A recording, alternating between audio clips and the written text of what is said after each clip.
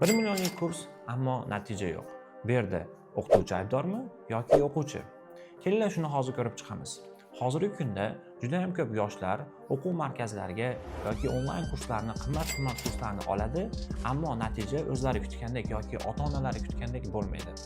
Bunga bir qancha chillarni ko'rib chiqamiz. Birinchisi, mas'uliyat. O'quvchi kursga borayotgandan keyin, ya'ni katta pul to'layotgandan keyin bunga jiddiy yondashish kerak bo'ladi, ya'ni mas'uliyatni bo'yniga olish kerak. Keyingisi intizom.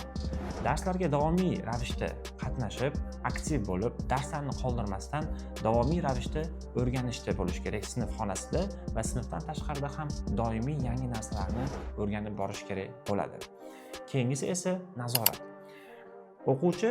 O'qituvchi tomonidan nazorat qilinishi tabiiy holat va bunga qo'shimcha ota-ona ham doim o'z farzandini nazorat qilgan holatda ustozi bilan ham doimiy natijalar haqida aloqada bo'lib, farzandini jiddiy nazorat qilishi kerak bo'ladi.